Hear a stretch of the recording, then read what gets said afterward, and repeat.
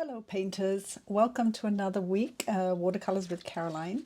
This week we're going to paint a pink sky. The reference photo is by Andrea Ludman in Montana. The photo is taken from beautiful, beautiful big pink sky. So you're going to need lots of Quinacridone Rose and some lovely violets and a nice, I use a Harkey brush, a nice soft brush to fluff up those clouds with to get them lovely and soft. So get your paints and get a nice 10 by 8 piece of paper or slightly bigger. So you've got lots of room for that big sky. And let's get painting. All right, recording. We're going to mix up colours. And I'm taking my azo yellow, which is like a more transparent cadmium yellow, and getting a nice wash of that for some of the lower sky. And then I want to mix some of that with my rose. Right. Now, so with the azo yellow over here, I want to mix some Quinacridone Rose to make that lovely rosy color for the clouds. I'm adding a little bit of yellow with it for a more orangey look. And then I'm also going to have some rose all by itself, so I can have a bit of rose in the clouds by itself. So we're going to put these very light, warm layers on first and then dry and then re-wet to put the violets and the blues and everything else on. So I think that's enough. We don't need a huge amount, but I can always, it's not a hard one to mix up if I need a bit more. Pop that over here. I've also got my soft Harkey brush there, just in case I want to fluff out those clouds with it. Any kind of a soft brush is helpful to make the clouds a little bit more fluffy. They're also quite good for wetting too. Let's get my protective paper out the way, and then I'm going to wet. I have said, let's see, wet the entire sky. So now what I'm not going to wet, just want to point out that there are some purple mountains along here, and they are on the photograph pretty purple. They're a little bit more of a blue purple on the photograph. I've gone a little bit more purple for dramatic purposes. I don't want to wet them because if any of my yellow creeps down there into that purple, it's going to make them grey, and I want them to be nice standout purple. So when I wet my sky, I don't have to be, I mean, it's not a difficult line to wet around. I'm going to start by wetting around, carefully around those mountains so that I have a dry mountain area. So it's careful to start going around, just around those mountains. It doesn't matter if the tiniest bit goes over, but I don't want lots. I don't want grey mountains back there.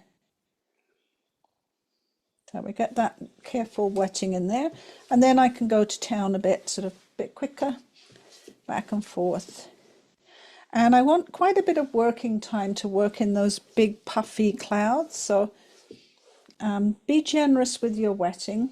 Don't stint on the water. Otherwise, you won't have time to get them nice and fluffy. I'm just going to go back a little bit around those mountains and tip it. I'm going to tip it to make sure everywhere is wet, and it is. I'm going to zoom in just a little bit, move it up and down so I think you can see the whole sky. And I like to use my round brush. I get angular lines if I use that square brush for soft things like sky. And I want to start with this incredibly light yellow area down here. And then it's slightly more yellow here, and then we're going to go into the pink. So I get my round number 10 brush and my yellow, quite diluted yellow, because I don't want it too strong. I'm going to just test it just on the edge. It will dry a lot lighter, so that looks okay. And I'm going to bring that across the sky, just close close to those mountains there. I've got to get my reference photo just right here. Okay. And I want to leave a little bit of white because I'm going to have some purple cloud coming through there. And again, whenever you put purple over yellow, you get grey. So you have to be a little bit careful.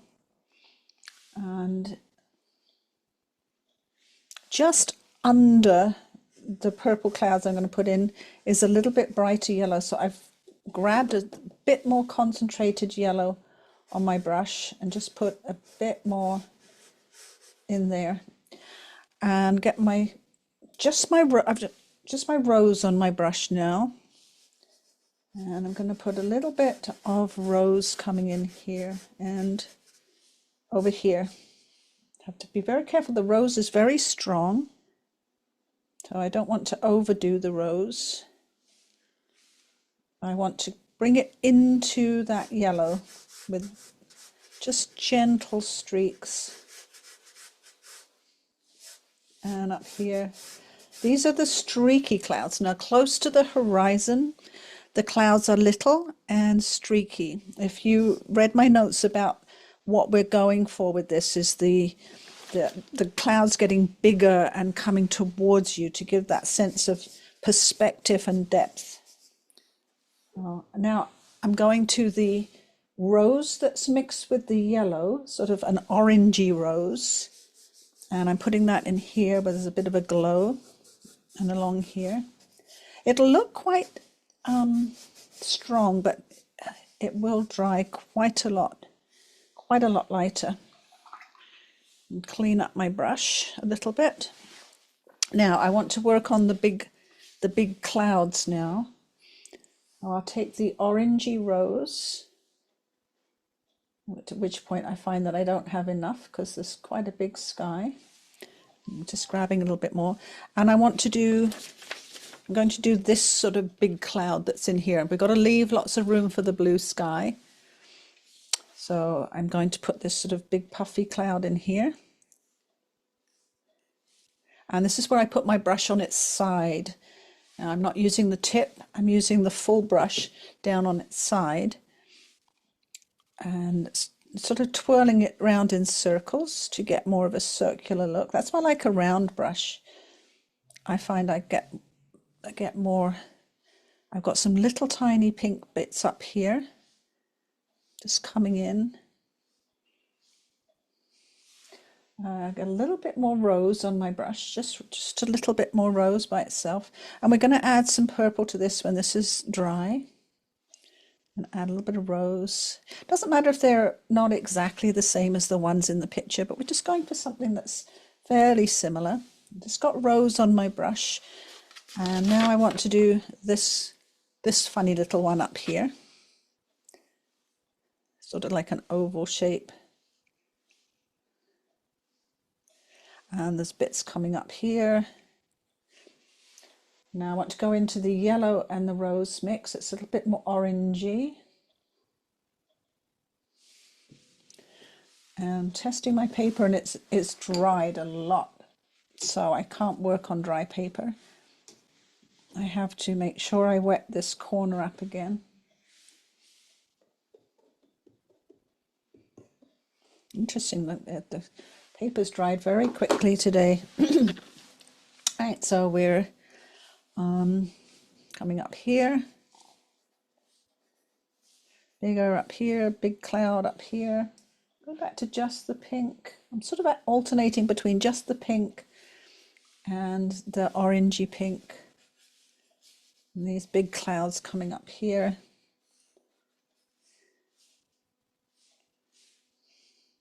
Leave some room for the blue and the purple. Don't take up all your space. And then I'm going to get my soft brush, and I'm just going to swirl a little bit with that soft brush to make these clouds like little cotton balls.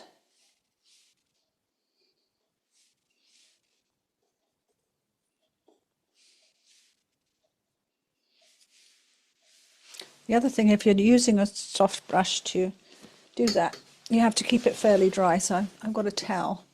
I'm going to dry it off from time to time so it doesn't get too wet.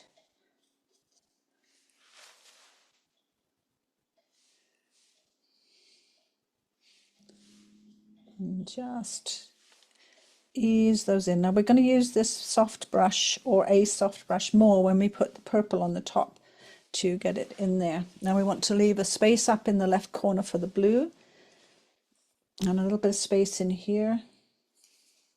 And my paper is drying very, very fast. I'm actually going to pull some of the wet down in there so it's not uneven. And push some of that up a little bit.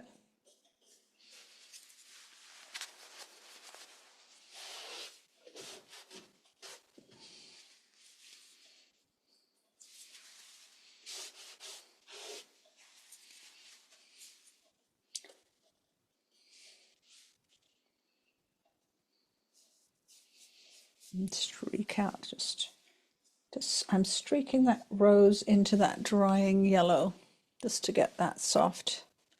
Now over here it's a little bit hard, but I'm going to put some dark blue in here, so I'm not too worried about that.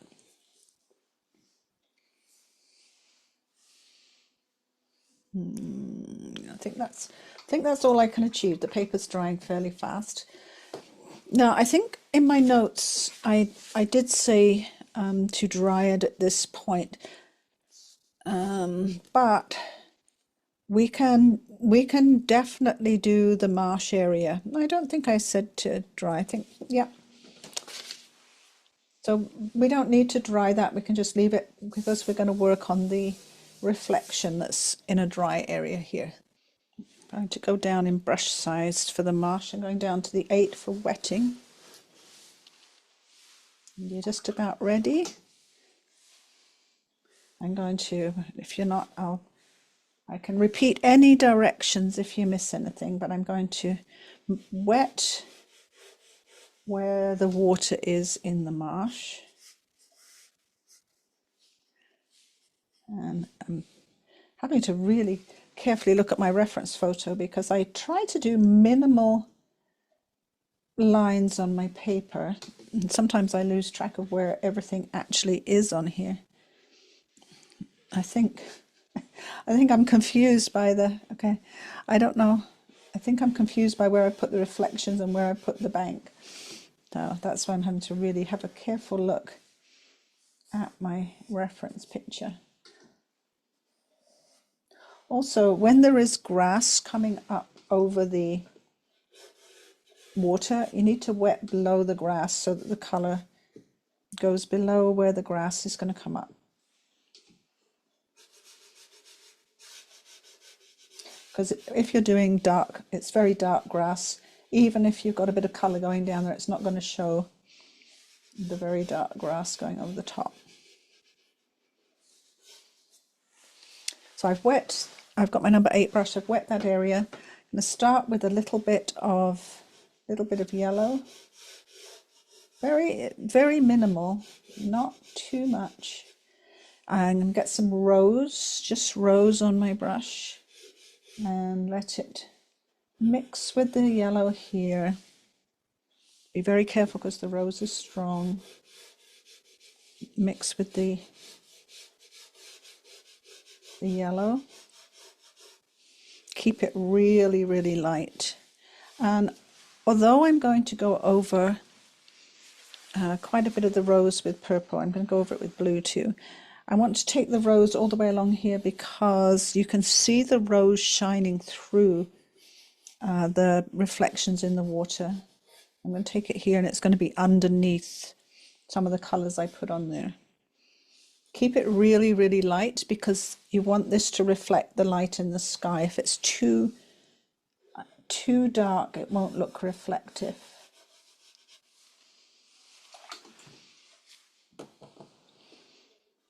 And I've just got water on my brush, just making sure that all goes down below the water line. Not the water line, the grass line. And then the colour can go down a bit and then the grass will go right over the top.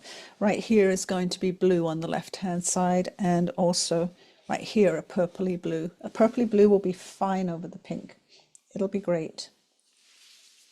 Oh, then we've used those colours And we'll be using the yellow again for the grass, so we can keep that on our palette. We'll be using the rose again to make the violet, so you can keep those colours on your palette. And even if you wanted to put a bit of extra colour in later, you can have those colours ready to do that. As long as it's in a wet layer, it will be fine. So I will be, while you catch up with me, I'm going to use the hairdryer to make sure that that's dry, ready for the next skylight layer that we're going to do. I have a resolution every week when I get my clean water and my clean table and my clean palette that I'm going to keep all clean and organized. In about 5 minutes into painting, everything's all over the place and on the floor, and I can't find anything. Right, I'm going to turn my microphone off for a moment and give that a good blast with the hairdryer.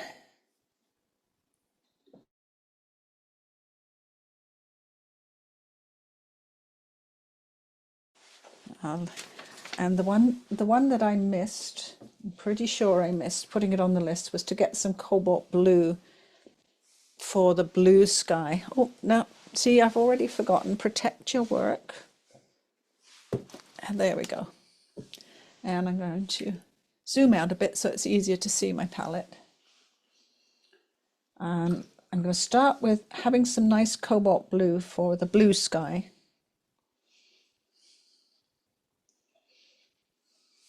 And this sky looks quite an intense blue, and sometimes to intensify my blue sky, I add a little bit of Phthalo Blue to the Cobalt, just to intensify that blue. Phthalo Blue by itself is quite intense, and the Cobalt softens it a bit. And we'll see how that goes, and I might add that to my directions, because I don't know what I was thinking. Put that in there. So that's for the blue sky. And then we want the layer of cloud, the violet layer for the cloud. So we're going to use Cobalt Blue and Quinacridone Rose for the clouds that are sort of violet. I will get some of that going. And the reason I don't use just a commercial violet is they're very often a highly staining color or a very opaque color, one or the other. And I don't like either one. I want to be able to lift the color, so I don't want it to stain as badly, and I want to modify the color, making it more pink or more blue. And I just find the Cobalt, I know, will lift really easily. Quinacridone Rose not so much, but if I put the Quinacridone Rose with the Cobalt, it lifts a little easier than if you buy a commercial violet. And I can modify it by adding more or less rose. So I just find it more useful to mix, much more useful to mix the violets that I want than to buy one that's just going to be too intense and stain the paper. So this is a nice soft warm violet for the underneath of the clouds. And I might mix one that's a little bit more rose if I want the violet to be a little bit more rosy as it is on some of the clouds.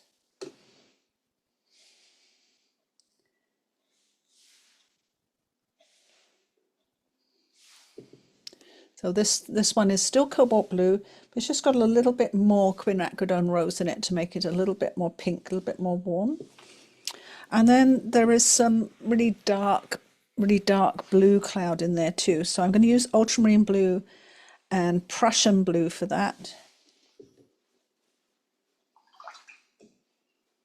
I'm not too keen on my Prussian, I have to say. When I was doing the sky, not last week because we did kittens, the week before I think, I found that the Prussian Blue lifted quite a bit. It didn't stay on the paper, and also the Prussian Blue that I have is made with a black pigment and something else, and I'm not that keen on it.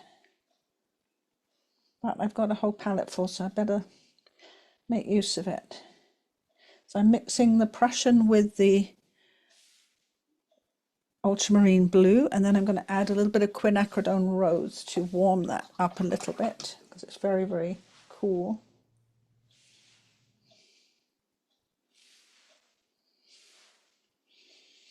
Add a little bit of that. I don't want it to be too, I want it to be too cool and violet. I might add a bit more Prussian to it.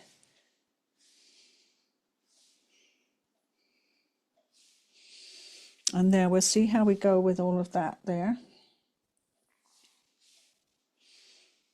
Lots of pretty colours. Anyway, if we've got pretty colours in the sky, that's the main thing. Remove my protective paper towel. I zoom in again on the sky a little bit. Get it in the right place. And make sure that my water is really pretty clean for the second wetting. Switch back to my flat brush. Now to make sure that the second layer is lovely and soft and blended with the first layer, the sky needs to be wet again, and to be wet without lifting, it has to be perfectly dry. It should all gone flat. If you test with the back of your finger, it should feel just neutral, not cool. And I want to wet the whole thing again.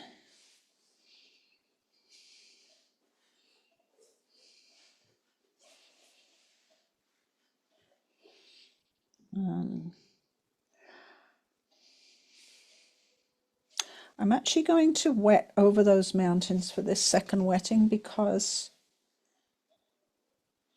you don't want to get a waterline where they are. We had to be careful with the yellows, it's very pale. But I want to get a waterline with the dark blues. It doesn't matter as much with the blues. And if I try and wet right up to the edge of them twice, I'm very likely to get a waterline there. So I'm going to just take it down to sort of where the grassy area is with the wet. I'm not going to paint down there. I just don't want my water to suck the paint down into that area and leave a line. I'm cleaning up the edge so I don't get run back. And I'm going to take my number 8 brush to start with. And let's start with the little things. So I'm getting the bluey purple.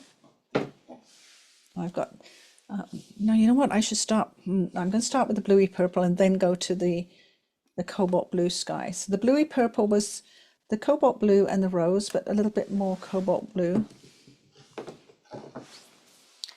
And there's this little cloud that runs along here. I just thought I'd put that in first.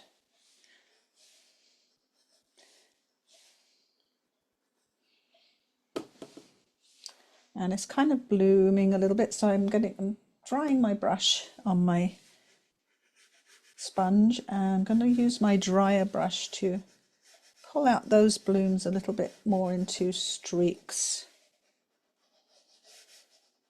They can bloom along the top of the cloud, but I want the bottom to be a little bit more streaky. Now, switch to my number 10 brush. And let's go for the area that I've forgotten my nose, the blue sky. So there should be some nice big white patches that you can bring some blue sky in between those pink clouds. And sometimes even over the top, so just a little bit of it peeks out. And this is the cobalt mix with a tiny bit of phthalo blue just to brighten it up, because this is a very, very bright blue sky. I softened it quite a bit for the watercolor. And in the tip of my number 10 brush to get into some of those areas.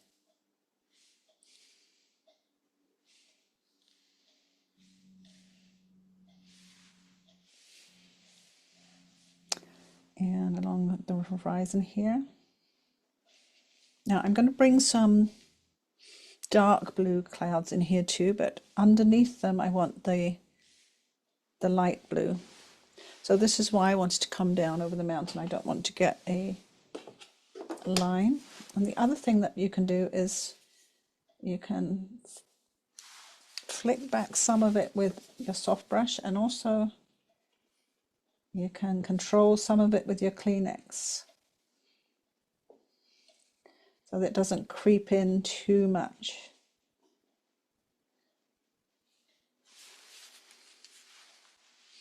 Soft brush and Kleenex in your other hand at the ready to have a little bit of control. And some blue sky coming in here, and here, a little bit in here, quite a bit, very, very light blue down here.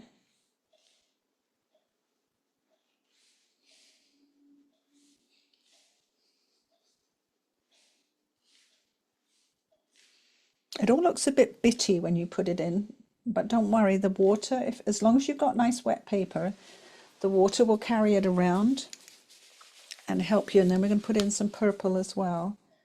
I'm just going to use my Kleenex again to kind of control some of those edges in the clouds. This mountain is going to be quite dark, so I'm not going to worry about that. I don't know what that is that's got on there. Something horrible. I'm trying to flick that off of there. Let's try and flick that off of there. But sometimes even if you get something horrible that drops on there, you can get it off when it's dry. I'm going to try and get that off now. You can see it's all softening as I work. I don't want to wait too long. I'm going into the pinky purple now with my number 8 brush, a little bit more control. And with my number 8 brush, I want to start putting in some purple violet-y colour on these pink clouds. Again, I'm putting it on, and then I'm going to use my soft brush to work it around so that it joins that pink in a lovely soft, fluffy cotton wool type look. 8 brush, Caroline. I've got too many brushes in my hand. Put one down. And going into the bluey violet for under here and across here and up here. And like I said, there was some coming across here. I'm adding to that a little bit. It got a little bit lost because it was a little bit wet. As it dries, you can put a bit more in. And again, before that does anything too much, I want to fluff that around a little bit. Use your, if you don't have a fluffy brush, use your Kleenex or something to kind of, or just a dry brush, try and control that a little bit. Sometimes you'll want your pinky violet, like up here, they're a little bit more pink. And sometimes you'll want your more bluey violet. There's quite a bit of, I'm going to get the bluey violet now. Quite a bit of bluey violet along here, coming in here.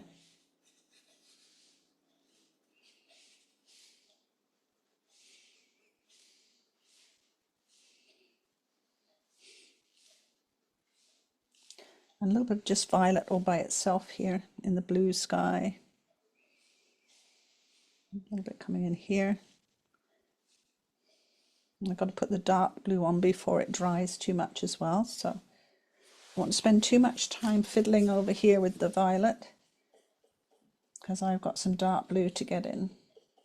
That's why you want to make sure it's good and wet, so you've got plenty of time to play with these cloud shapes.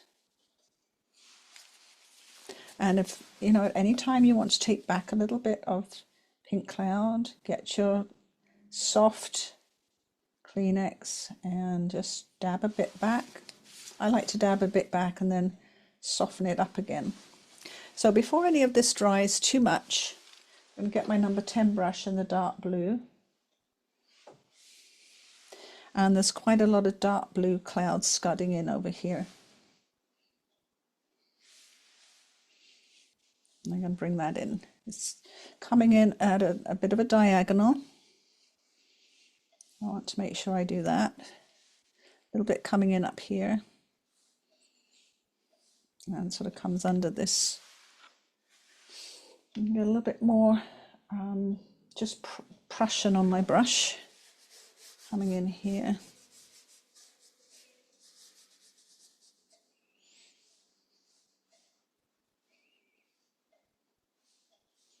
Quite a big cloud over here.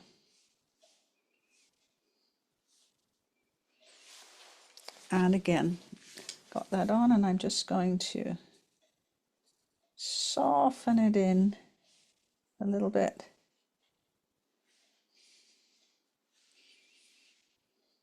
If your paper's too dry, either do a quick bit of wetting if you're not going to mess anything up, or wait and dry it and then do a third layer, because if you put it in on dry paper, it's not going to be soft at all. I'm doing just a little bit more cloud up here.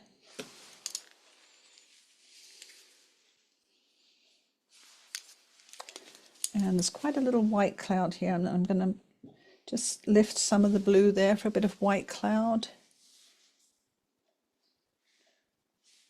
A little bit in there. My blue's still wet, so I can do a little bit of lifting. A little white space between the clouds here, or light space, not so much white as light. Pull a little bit back here. I'm just using the very edge, my Kleenex. Just pull some bright light between the clouds. Not too much. If you overdo it, it's going to look like big dry patches in the sky. It's just got to be slightly subtle.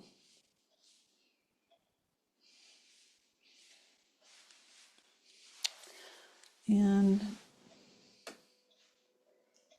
what I'm doing now is I'm mixing my, can't put my protective cloth. I'm taking my blue purple and mixing it with my dark blue. So I've got a sort of a dark blue purple, and I'm just going to see if I can add a little bit more. It's still wet enough to add a little bit more in here, a little bit more drama. There's a very dark patch in here. It's still wet enough to add a bit more dark there. And coming in here.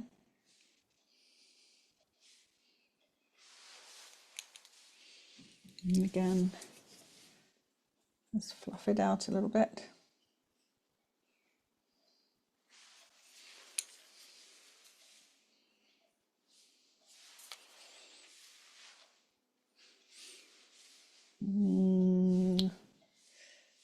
Yeah, there's a little bit of purple under here. Want to have the drama, so I'm working on making sure I've got the direction and the drama right now while it's still a little bit wet. And don't work on dry paper.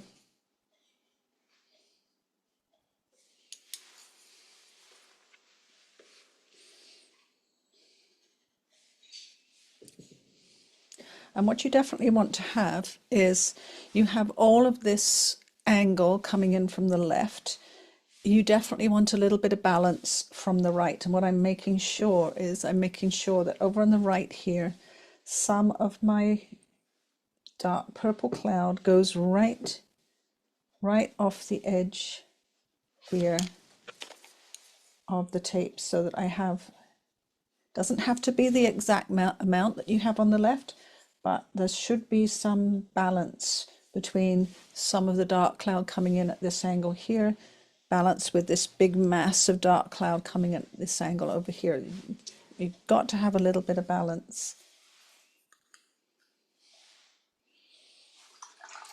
It's washing my brush because I want to get another horizontal coming across here. I'm going to get some of my pink, mix it with a tiny bit of my violet, so it's mostly pink.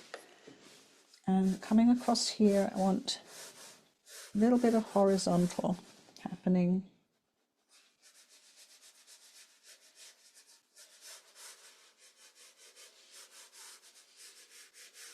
And again, from this side, grab a little bit more pink. Bring this pink down, a bit more horizontal. Point of my brush now, point of my brush. Grab a bit more pink, mixed with a little bit of yellow. And I'm just going to just strengthen that cloud up a little bit. And maybe this one. I can't do much because it's starting to get quite dry. But I'm using the side of my brush. And now I've got those on. Last thing to do before it's really drying up now is just work those in.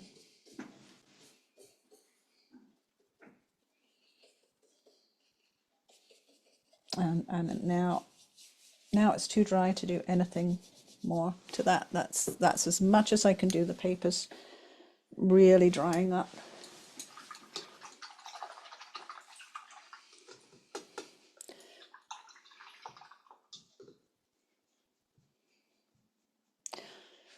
So we don't need to go to the hairdryer to dry that. We can leave that to all soften in and do its thing while we work on the foreground, or the grass and everything here, because that will do a lot of softening into the paper as it dries.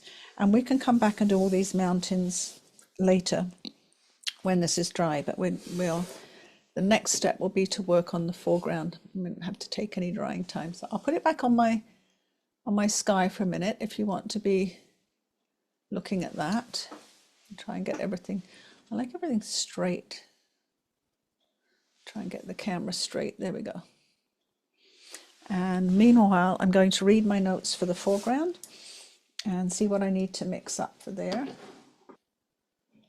And again, to do the reflections in the water, we're going to wet it just to make it soften in really nicely. We really only have reflections on the left. So I'm just going to use the same colors I used in the clouds.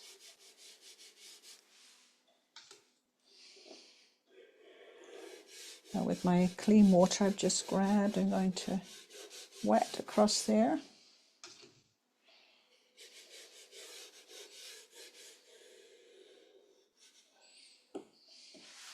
Dry out that little side bit. Give it a little minute to soak in.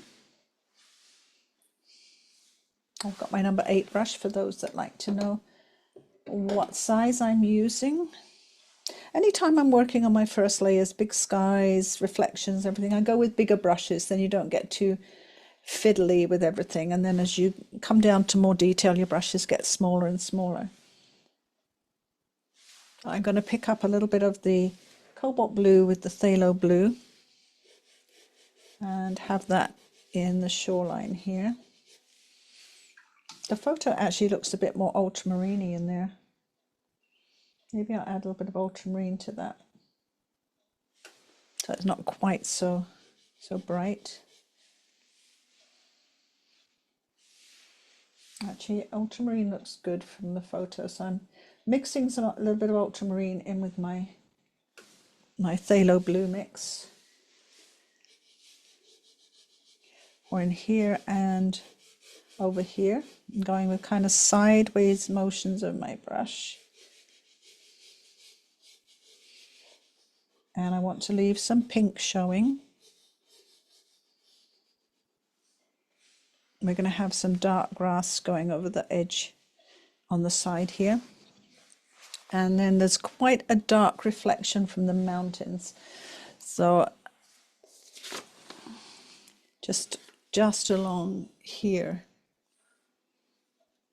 This is the photo. So I'm going to use the Prussian, but I'm going to add a little bit of yellow to it.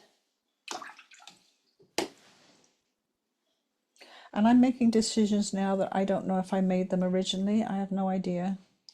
And I want to add a little bit of rose to that too. I want a more greeny reflection because it looks a bit more green. A little bit of ultramarine. And I think when I did it, it wasn't dark enough on the first layer, and I added a bit more later. But I've got the Prussian blue and the ultramarine blue, and then a bit of azo yellow and a little bit of rose. And if I didn't put that in the directions, I will retype them because I've already got to retype them anyway, or add. So I'm taking that along here under where the mountains are. Using mainly the tip of my brush, putting it gently sideways. Kind of finishes about here, just before that point that comes across here, which I'm going to do on dry paper. And I really like how it's fuzzing into the wet water just a little bit, which is very, very out of focus in the photograph. So that's working quite nicely.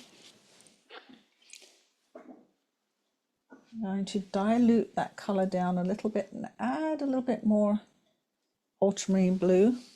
It's a tiny bit. And I'm going to put a few ripples in the water with that darker color, just a couple of subtle little ripples. And also there's a bit of a ripple here, just like that. Really important not to overdo any of those sort of ripples. And I do think maybe later, after I've done the mountains, I might come along and darken that reflection. We'll wait and see. I'm going to do the foreground grass now. And that is a lot of yellow with the Prussian blue. We want it quite nice and bright, so let's just put my paper there carefully. And let's find a corner, put some azo yellow here. This is my warm palette. It's still got a few cool colors in it because I'm waiting for them to be all used up before I put more warm colors in here, but this is supposed to be just my warm colors. Oh, the yellow, which is, this grass is going to be very yellow, and then some Prussian blue. Now, Prussian being a cool blue will make a very crisp, bright green color. So that's nice, and it's amazing how much yellow you need to get a really bright green grass. You think it's bright enough, then you put it on the paper, and it's not.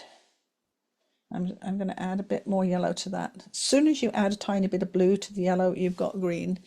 So I'm adding a few more brushfuls of yellow. Perfect.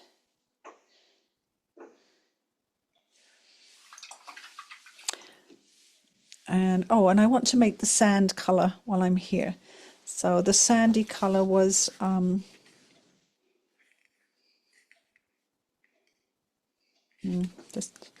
know it was blue, red, yellow, and blue. Azo yellow, cobalt blue, and rose. So that's a bit more azo yellow here. Some rose. See, what we're doing is we're working on complementary colors. So the yellow and the rose make the orange, and then the complement of that is blue. And we're using cobalt because it's very soft, so it will make a lovely soft gray sandy color. You need a little bit more yellow in that sandy color, a little bit more rose. That's a very, very soft sandy color, and we'll just add a bit more water. And it's in the foreground, so it needs to be fairly warm. So we got the sandy colour and the grass colour. And unprotect that. And I want to get my grass poking up, so I'm going to go with a number 4 brush, a smaller brush, so I can have the grass poking up in the nice bright yellowy green that I've made. And this will be the positive painting. So I'm flicking my brush upwards, and then when that's dry, we'll come in with the negative painting, doing the dark green behind it. So you have to kind of think, we've got to put all the positive shapes in right now. I've drawn a few of them in to help me. Doesn't matter if they're not exactly like the photo, but we want to have it in similar proportions. And of course, as you get down closer to the border, you can use bigger brush strokes. And then we're going to flick up some of these brush strokes to make the tips of the marsh grass here.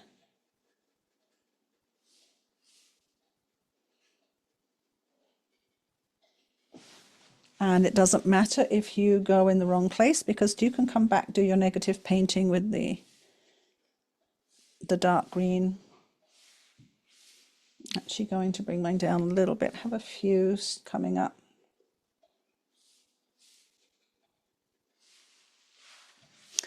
I kind of think I've got my grass, I don't know if I've got it a bit too high there or not. Doesn't really matter. I can come in, like I said, with the darker one and go over it. I think that's what I did. I think I did a couple of layers afterwards. There's a little bit of, as we're coming in here, there's a little bit of sandy colour. So I'm going to put that sandy colour in. I want it to all mix kind of wet and wet.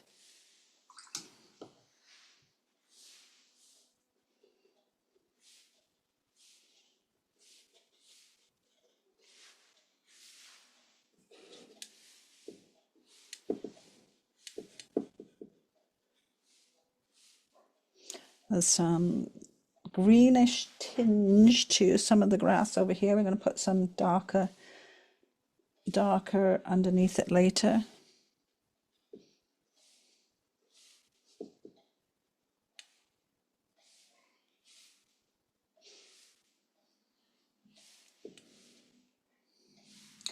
And I'm going to switch to my number 8 brush now.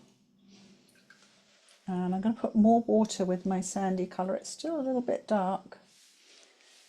And bring that in here now. I'm going to put all of the darker grass on later, which will define this area a little bit more. A little bit more pink with that sandy colour. Adding a bit. It's actually a really warm, if you look at the photo, it's quite a pinky warm colour, probably reflecting a bit of the sky. So I'm just adding a little bit more of my pink sky colour to it. Sorry, my box rocking about a bit.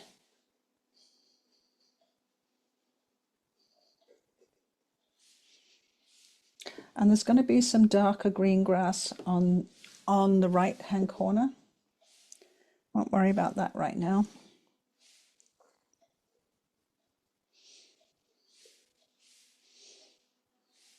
I'm going to leave a couple of white patches showing for that. Just note how light this is, how very, very light it is. And let's look again at my mix. This is my pink sandy mix. It's already separated in here. And I did add a little bit more pink to it. I want to just include it just in here, wet and wet. I want to bung in a little bit of that pinky colour, just here and there.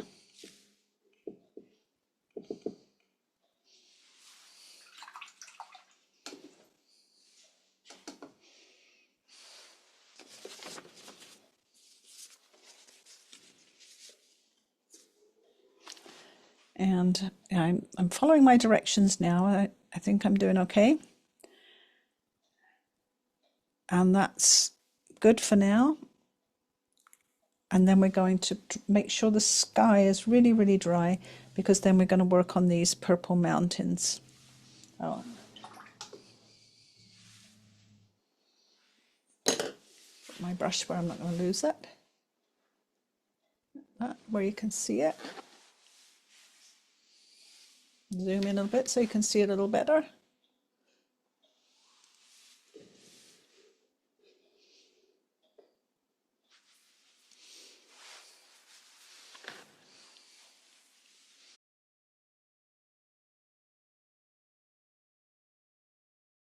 Now it's kind of interesting that on the photograph, this mountain back here is quite dark, probably quite green with a bit of purple tinge.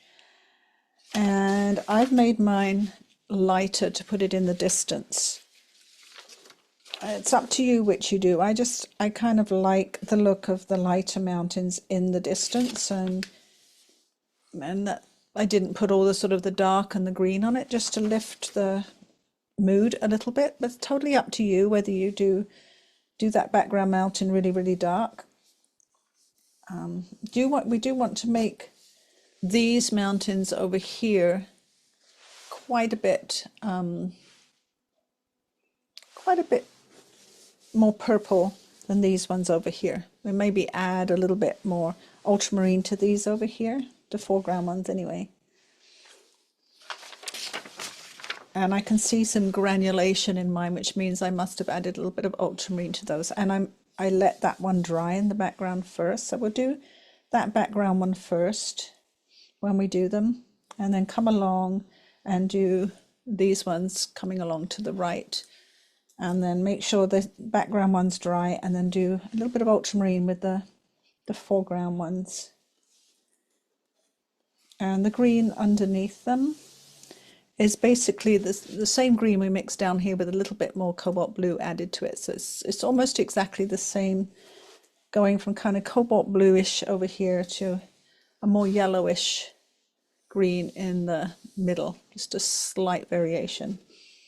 And also across here, we can do that on dry paper, this little log or weir or whatever that is. There's a couple of them in there that go across the pond or whatever it is.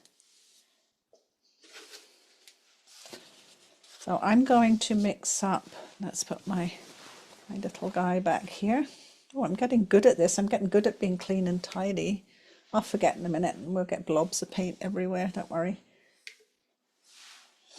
And let's get my purple tray back that has already got some cobalt blue and rose on it. So that's looking like a good start.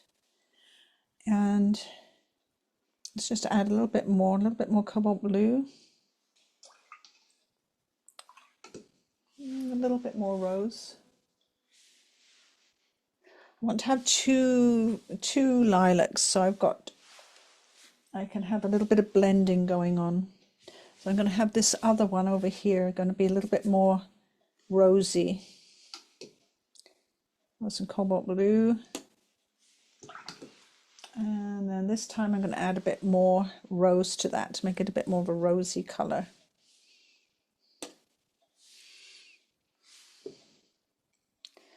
A touch more blue. Right. Now in the middle here, where I've got a sky color, I'm going to get rid of that for a moment, because I want to put a little bit of ultramarine in there to modify my purples if I need to. Pick up a little bit of ultramarine. I've got that there ready.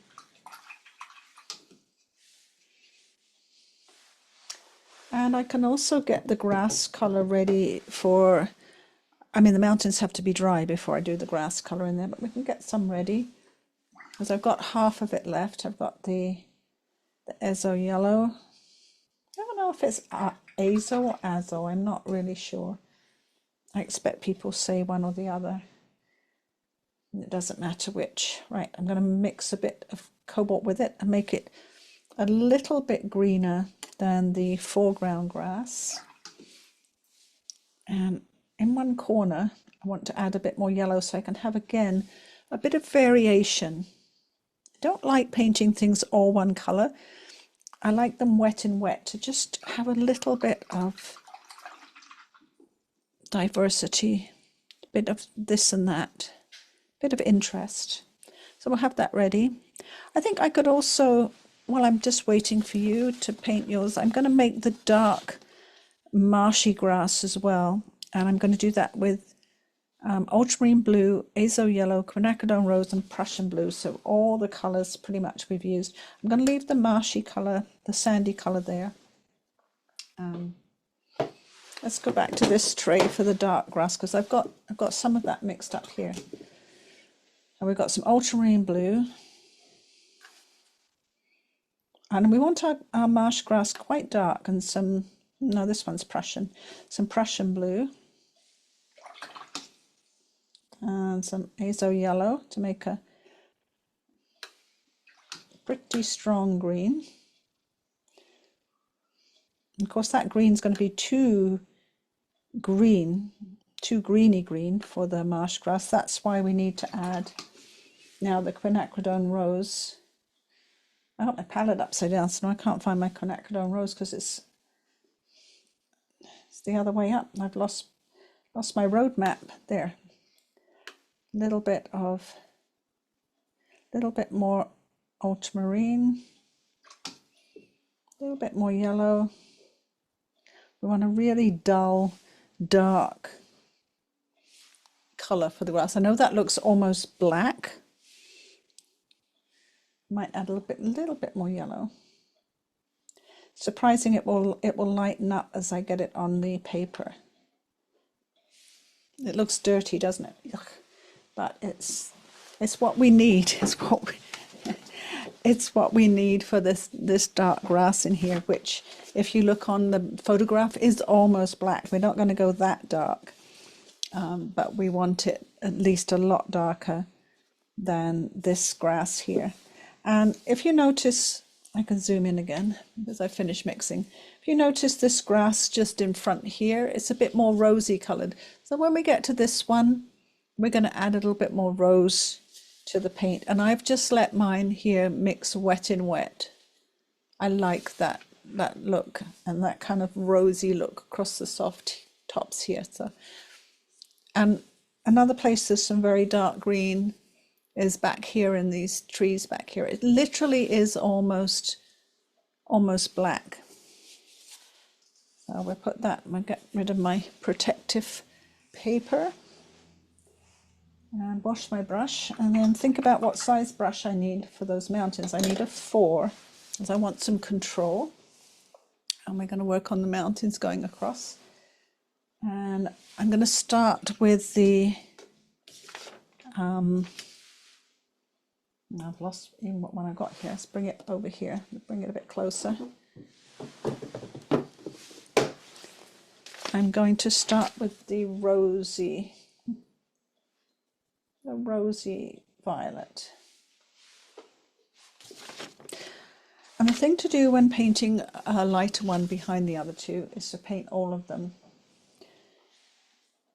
I know that sounds weird, but if you just paint the one behind, it's going to have a dry line between them and it's going to look weird. So even though I'm going to come along and paint a darker layer over these other mountains, I'm still going to paint them all first.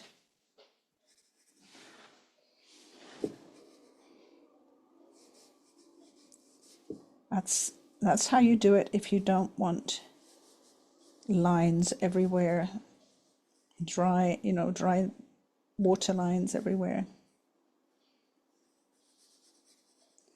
So using the point of my brush to get some nice sharp edges on those mountains.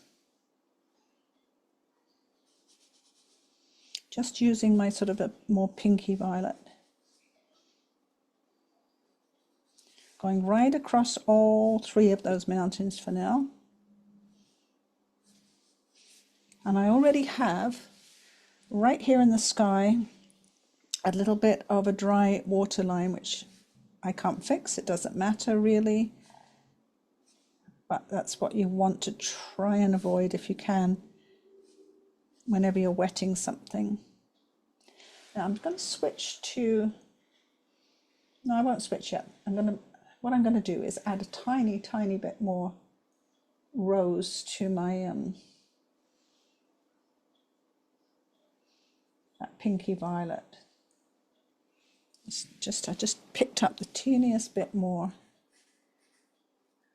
I've got these little tiny mountains up here. We're going to have trees coming in front of them, but I'm going to paint right over those trees at the moment. Otherwise, again, I'll have weird water lines.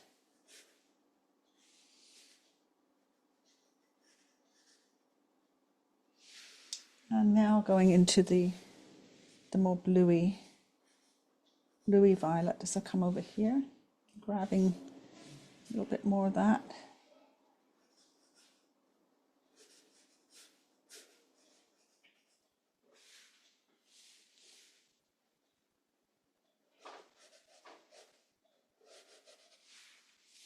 And slowly coming across using the tip of my brush so that I get a nice edge.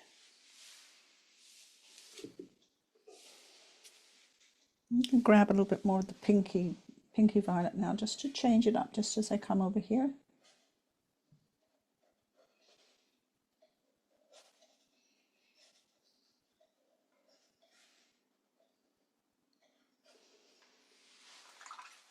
And I've got a little bit of color change going across the mountain range, and I want to just clean that edge so it doesn't run back.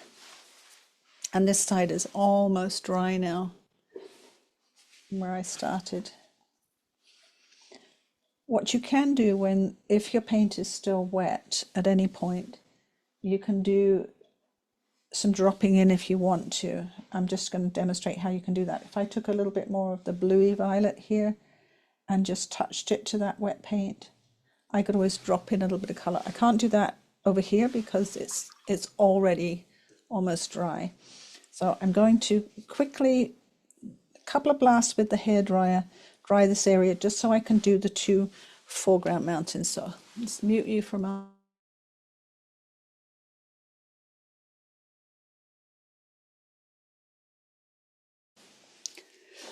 And at this point, I'm going to take a little bit of the Ultramarine Blue and mix it with the bluey violet.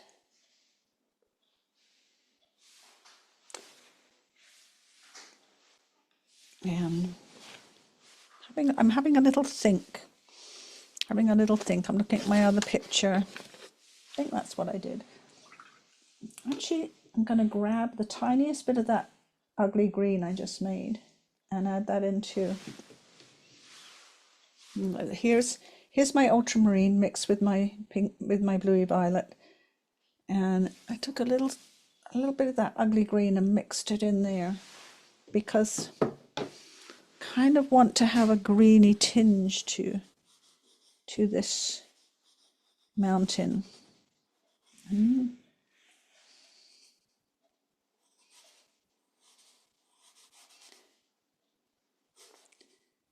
pop that one in.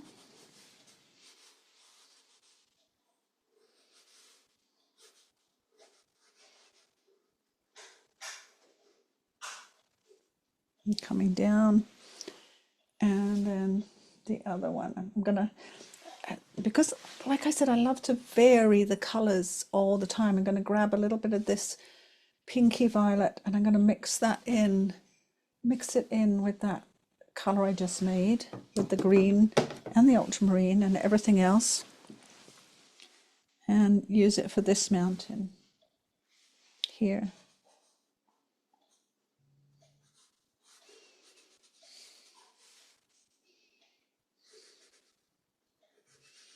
Now you can see what I mean about painting all three together, how much easier it is to put that lighter one in the background by doing that without having any lines sort of interrupting what you're doing. Now I kind of straighten that off at the bottom here because there is going to be a few trees. And I'm going to take on the tip of my brush and take a little bit of that darkish colour that I just put on that mountain. And I'm going to put it on the top of this one here. Zoom in so you can see what I'm doing. And with a wet brush, I'm just going to ease that in so that, and in the photograph it looks exactly like this. This one is slightly forward of the other ones and slightly darker on the top. So that's what I've done with a little tiny bit of that paint on the tip of my brush and a watermark there. And then of course we're going to put some trees coming up there which will break up the line between the grass and the mountains. But we'll be doing that last. So that's a final detail. Let's pull back a little bit and give you a chance to get your mountains in. So I'll make some more ugly green with my two blues. Oh look, see, I forgot already. I've got to protect the painting. Helpful to zoom out a little bit. So some Ultramarine Blue and some Prussian Blue. A lot of ultramarine. It'll make it a bit more muddy looking.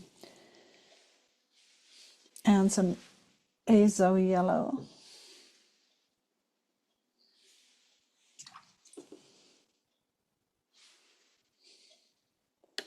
And then some rose. And that's gone a little bit too rosy, so a little bit more ultramarine blue, a bit more Prussian, and a little bit more yellow to get a nice muddy dark green.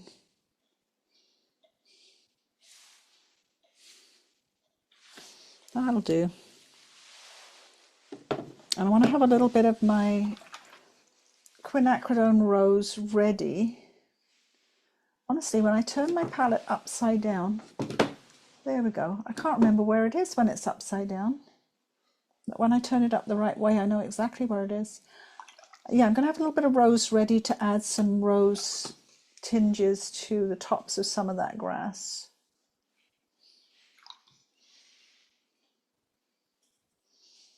And I also want to have, I'm going to have some ultramarine blue and just azo yellow mixed up to have, so you're not seeing that, are you? I'm doing it on the side. Just to have a bit of slightly brighter grass if I need it anywhere. And I'm pretty sure for the far grass I said ultramarine blue and azo yellow when I look at my notes. So we've got nice variety here. Let's zoom in again. And I want to go back to I'm going to have my number 4 brush ready and my script liner, my thin brush. I'm just going to demonstrate why I want my thin brush for some of it, because for some of the grass I want those lovely, lovely thin tops to the grass. So I've got my thin brush for that and my number 4 brush for getting in to do the negative painting. Now let's go on with that so we get finished on time. And I'm switched to my number 4 brush because I've got a big clump here. I want to put the big clump in first before I do most of that negative painting. Coming down in here. And I'm grabbing a little bit of that ultramarine and azo yellow green as well. So I've got two greens on the go. And then get my script liner and I can pull up from that wet paint that I have there. I can get the tops of that grass and get down into some of that negative painting. Now, you don't have to work too fast at this. You can take your time. Let's zoom in even a little bit more. Move my camera over so you can watch me go along the edge there.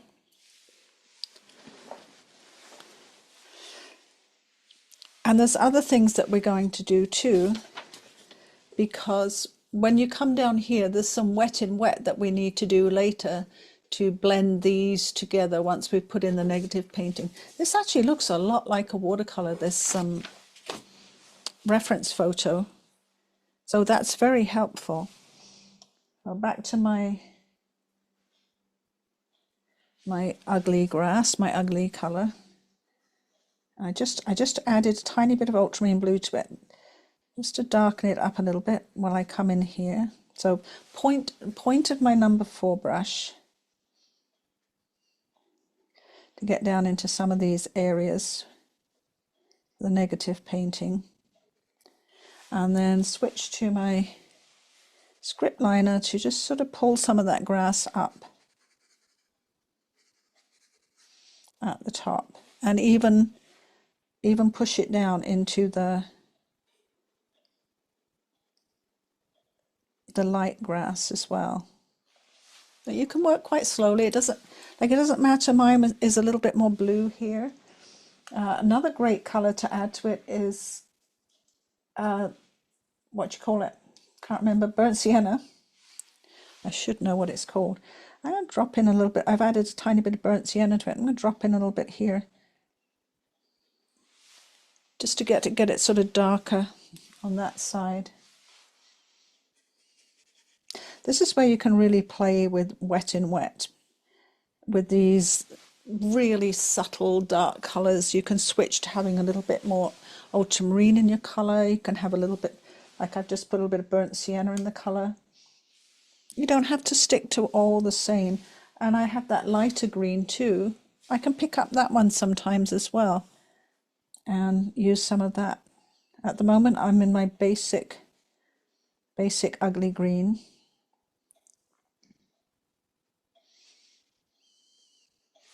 I'm going to pick up a little bit of the lighter green I made. Switch to that for a moment.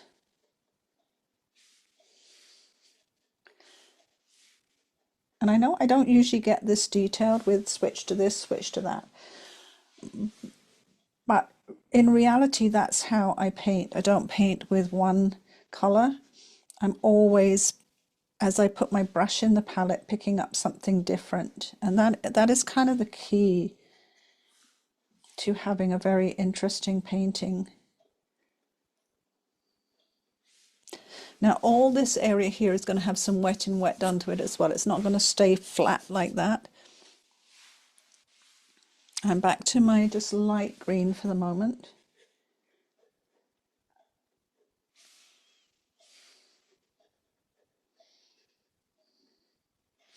And then going into my ugly dark green now.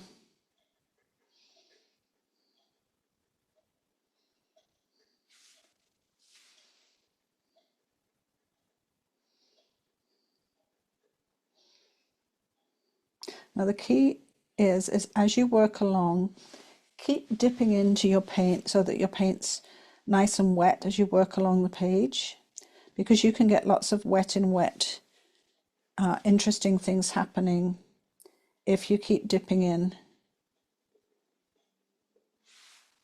But if you let it dry out, if you keep trying to paint with a dry brush, you won't have anything. You won't have anything interesting happening, and your paints will dry up and you'll get some really dry edges. I'm going into my light green, especially for the tops here. And don't want to wait too long to just get my script brush and get some tops to that grass.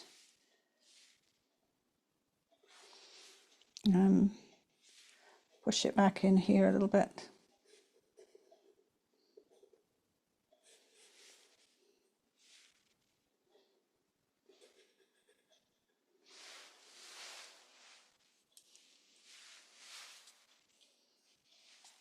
Grab a little bit of burnt sienna again.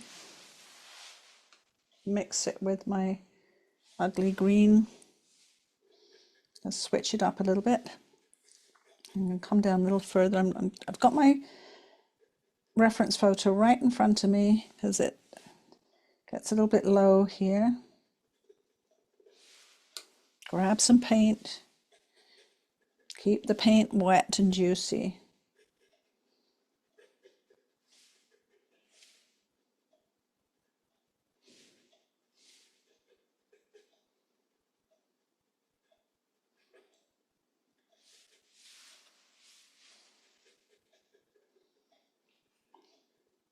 Now you notice the tops along here are a bit blunt and quick, but that's because I'm going to come in and work on them. And before they dry too much, I've got to come in and work on them.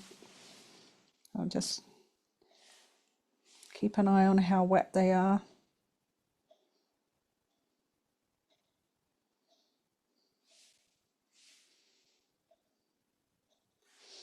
I have a little bit of pencil line just to keep me accurate so I don't go over too much of the water.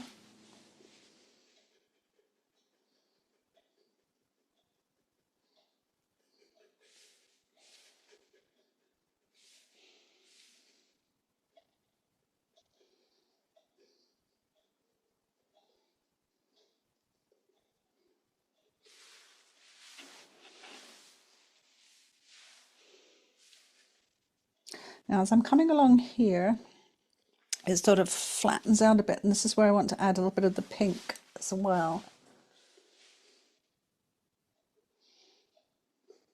And as this grass gets further away from you, you won't see, like over here, close up, you'll see all these, you know, these big strokes of grass. As it goes away from you, let's move over a little bit. You won't see as much. It'll be shorter, little shorter strokes. And I want to grab a little bit of the pink, and I still have green on my brush. So I've got pink and green on my brush because I'm going to put a little bit of that pinky green grass in here. I don't want it pink, I want it to blend wet in wet with that, the green.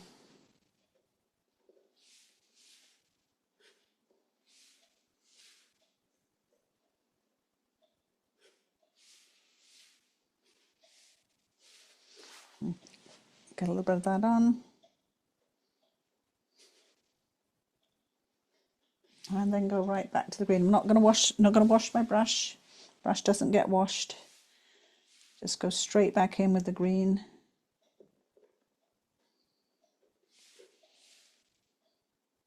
And what happens here is it kind of comes along like this. There's a break right here. And then the grass gets tall over here. So there's different sort of height of the grass. And again, I've got some ugly tops to it, so I just got to take my smaller brush and get the tops looking a little bit better.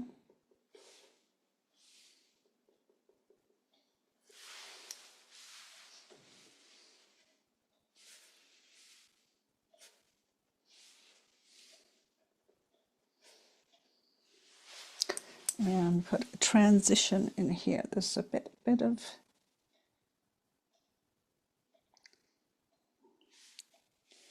see a little bit of sort of reeds poking up and out the side here where there's a transition.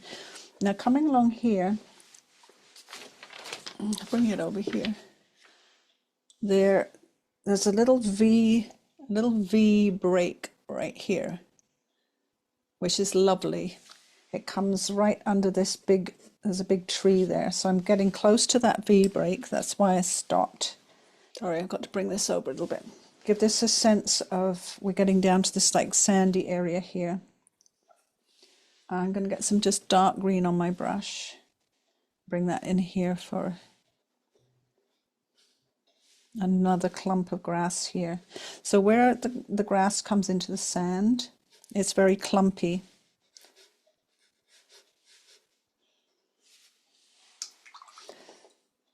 So I'm doing less up and down strokes and more of the sort of horizontal ones to show the actual ground area. Got a little bit, I've still got a little bit of that grey, and I'm going to put a little bit more of that grey in under here. A little bit of the green.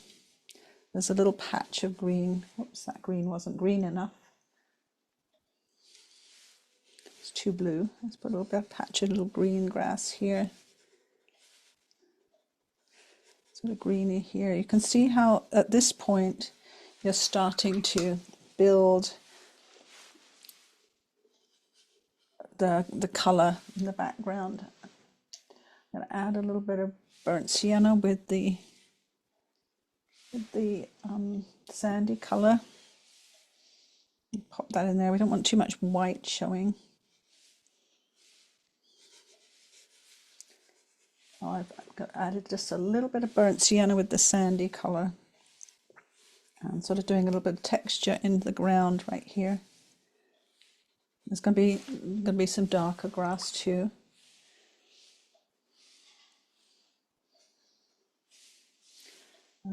Take a little bit of the darker green, and this is a little bit too bright, so I'm just taking some of the darker green and going over that.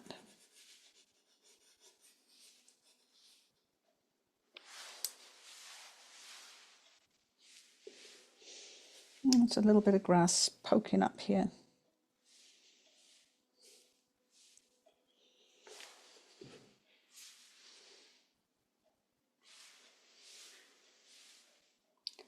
And even at the top here, a little bit poking up.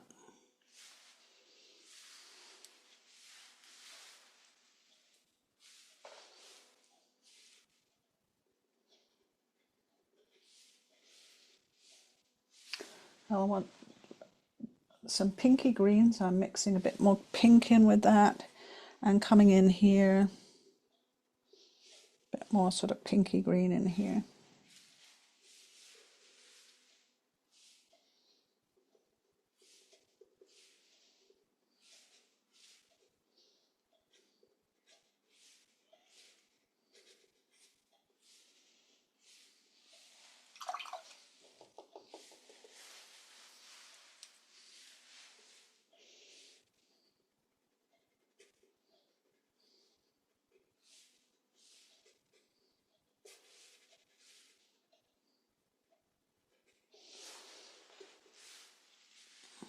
Now what I got here is one of those borders where you've got paint, lighter paint over dark paint, which isn't good, but I'm going to use my brush to ease that in, and I'll put some darker brush strokes over that later. It'll look a lot better when it's dry, I promise. Grab a little bit more paint.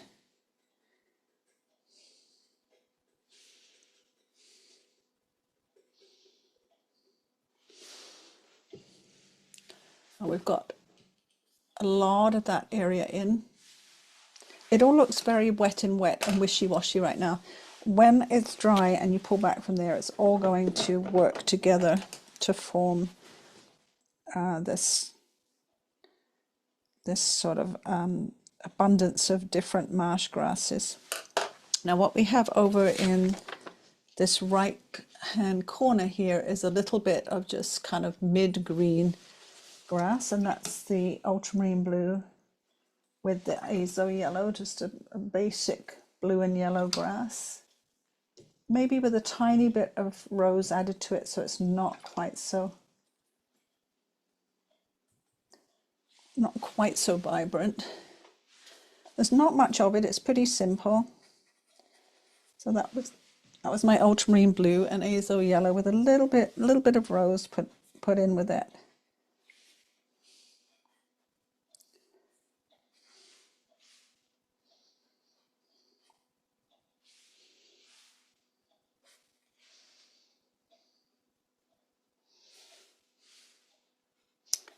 So this nicely fills up a corner. You always want to have your corners filled up with something to stop the eye disappearing out the corner of your picture and to lead your eye in. Now I'm taking my liner brush and again just adding a bit of texture here. There's some more grass coming up sort of here. Now this is where we're going to do some wet in wet with this medium color grass and this light color grass here. And there's a lot of other places we can put it too. Sometimes here there's a bit more grass in front of the other grass. And here, and like I said, these places where I've got a bit of a wet line, I can add some of this grass later as it dries. But what we want to work on now is here where we've got the light grass and the medium color grass. We want to work on that sort of wet in wet to make it a little bit easier. So I'll show you the medium color grass. It was mostly ultramarine blue and azo yellow, and then I added a little bit of rose to just take it down a notch from being too bright. Get my number 8 brush and I'm going to just wet this area a little bit, just in here.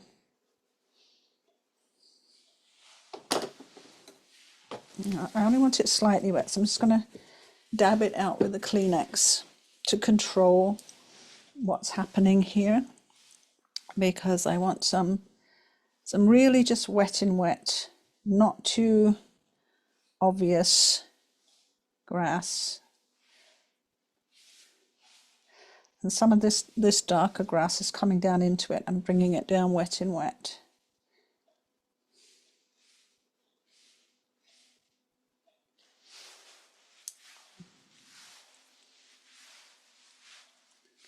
Go back to the green.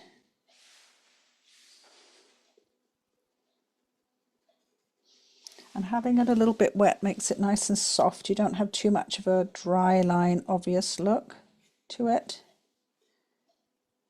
Mine's maybe just a touch too wet. It's okay, I can come back with a bit more grass as it dries. There's some here.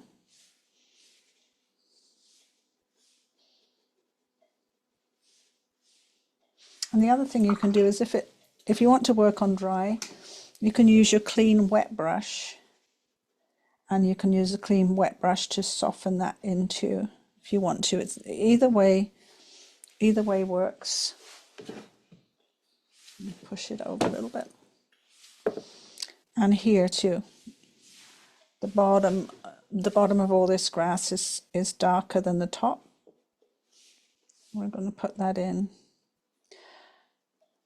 And again, what's giving you, it's giving you an edge where your eye is not going to slide out of the bottom of the painting because there's nothing there to stop it.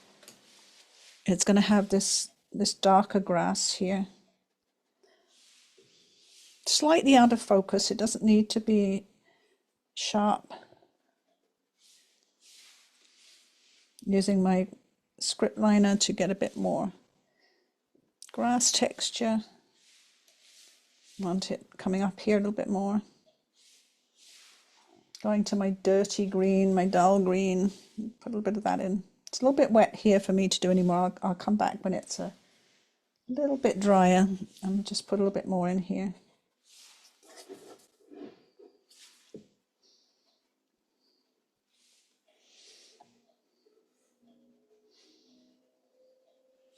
So let me just zoom back a little bit so you can kind of see how it looks when you see it as a whole.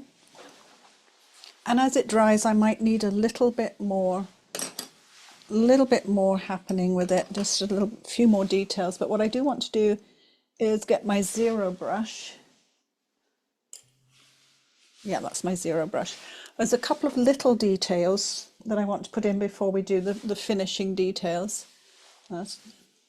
One of those details is across this stream here is something like a log or a weir or something. So I'm doing a broken line across there. I don't want it too strong. And then there's some grasses on it. It's hard to see exactly what's happening, so I'm just painting what I see. And across here is a little bit of 1, 2. And we can see a little bit of reflection in here.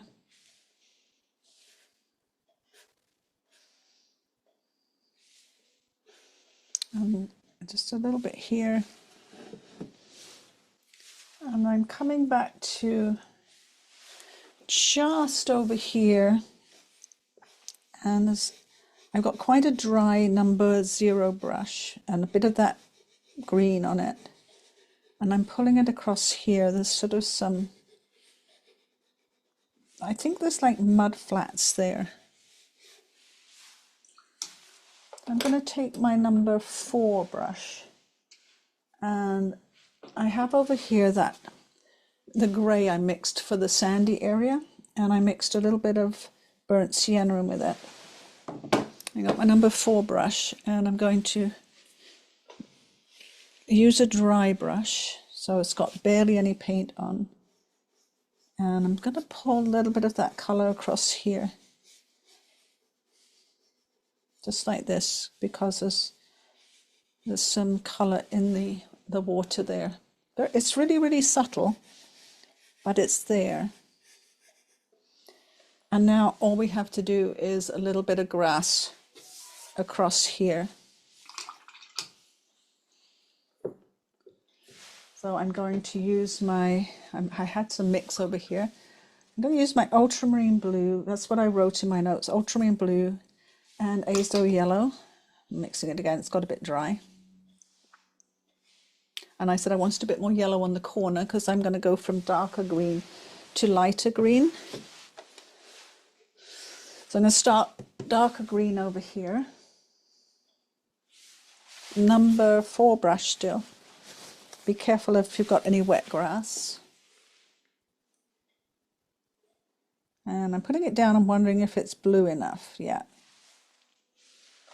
No, it's too bright. Can you see how it's just too bright?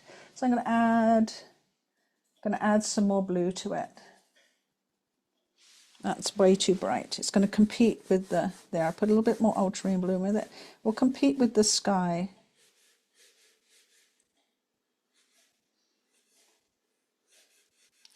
And the blue has dulled it down just enough. And take it across.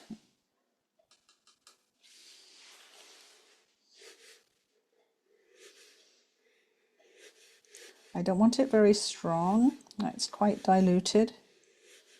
Now as I come across here, there's a bit of reflection of yellow from the sky, so I can add a bit more yellow to the mix. I haven't cleaned my brush, I've just picked up a little bit more of the yellow side on my brush. Dragging my brush across it. It's a fairly dry mix. It's not a wet mix and it's not a strong mix. It is strong over here. Too strong. Maybe I'll come back and fix that bit too strong. And then I'm going back to the darker mix as I come over here. Get a little bit more blue in it. Even a bit of purple. I'm not washing my brush, I'm just picking up a little bit of the purple mix on my brush as well as the green. And putting that in.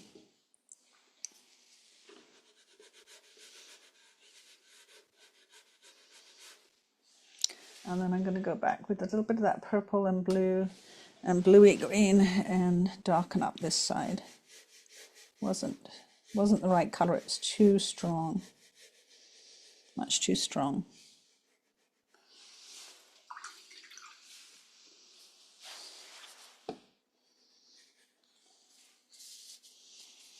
And we can't put the trees in while that's wet because they will all bleed into it. I do think that now that I've got all of this on, that this reflection is too light, much too light. it should be as dark as the foreground grass. If you look at the photo, the foreground grass and this reflection are the same color pretty much. So I'm going to dry that grass quickly and then darken the reflection and do the dark trees, and that will be pretty much our painting finished. So 1 minute while I give it a quick dry.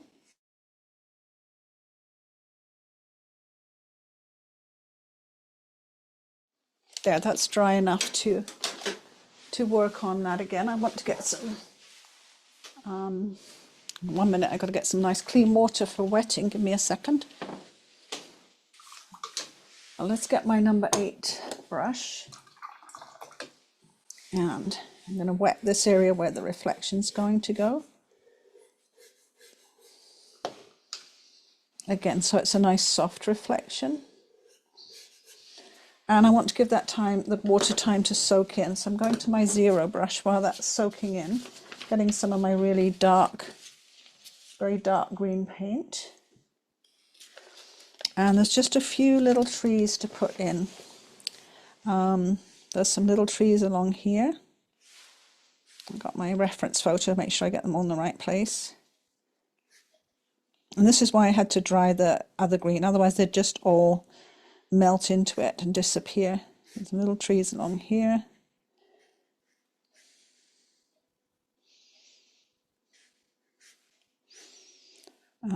Just here, there's sort of one poking up, and some here. They just, you don't need to do anything much to them, just kind of poke up a few little tree shapes. And you see them, you come in even closer. Use your really dark green, your dirty dark green, green with lots of ultramarine and red and burnt sienna blue. And then there's a tree that's quite big here, so it breaks the mountain line, which is lovely because it's nice when a line gets broken like that by something. And some of the little trees in here, some here, some here.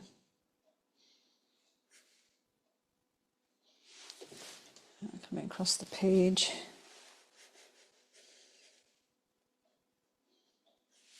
And there's one really big one right here. Really odd shape too. Anyway, I'll put him in. A bush here, something here, and a few little ones over on the side. I think they're trees. It might be haystacks or something, I've no idea, but they're there. And there's a few just little clumps of colour in the grass. Just tip of my 0 brush, just making some little lines in the grass here, especially as it comes down to the riverbank.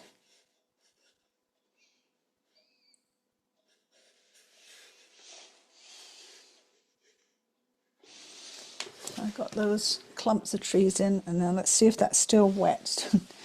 Dried up too much. I was hoping it would be just perfect by the time I got back there, but it's dried up a bit too much. I better wet it again. I don't want it too wet because it will get away from me, but I want it soft, so let's put that back in. Hopefully that's not too wet. My number 4 brush and my dark ugly green. And let's see if we can get a little bit more colour in the reflections. And if you don't want it to spread too much into the water, the key is to get your paint quite nice and thick and not too, and your brush nice and dry so it's not too watery. That way it won't spread too much. I was just drying off my brush a little bit and drying up my paint a little bit. Come across, add a little bit more blue to it. A little bit too green. Come across here.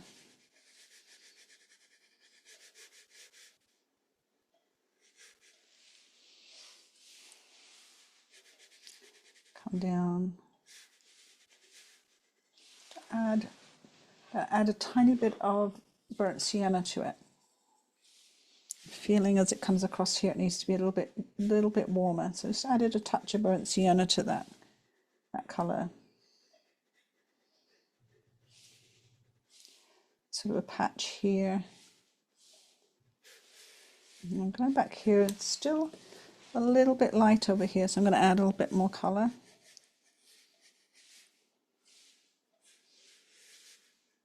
Too much of a light line there. I just want to get rid of that.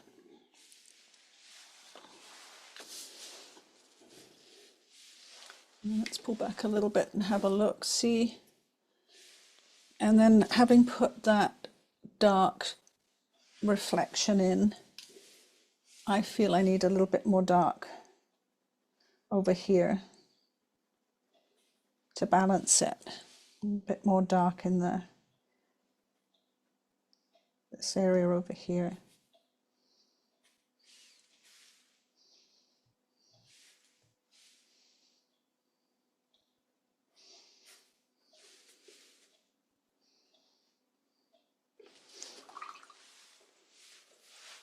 And get my wet brush and just blend some of that in with just a wet brush, and maybe even a little bit of pinky beige, a bit of pinky beige on my brush. And just blend that in a little bit. And my thin brush.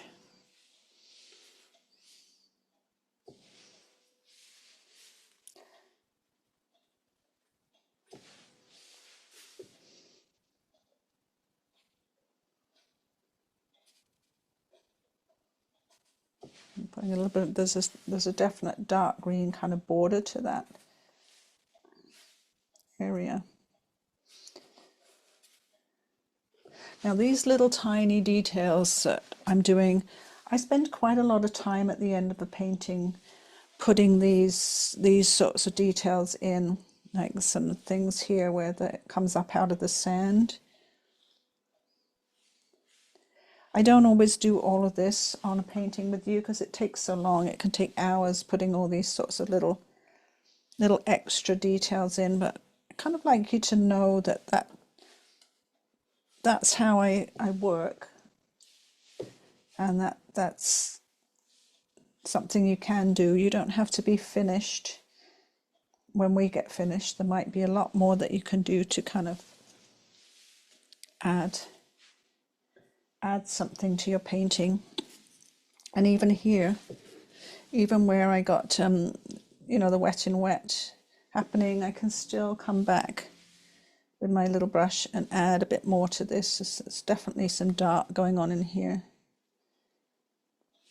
and it all helps to pull it together. Here it's quite dark, and the ugly green here.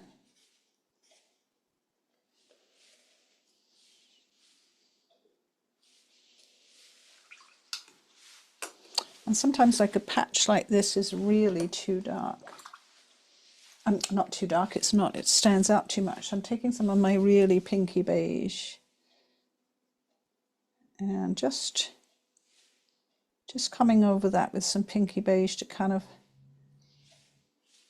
take it down a notch, blend it in a little bit so it's not quite so in your face, but it's still lighter, but it's not in your face light.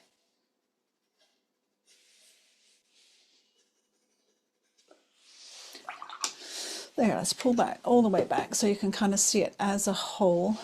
And that's pretty much done. And like I said, I will put a few more extra little details in just in the foreground to make the foreground a little bit more cohesive. And sort of, I know there's not much foreground, but it's kind of messy, isn't it? There's rocks and sand and so forth.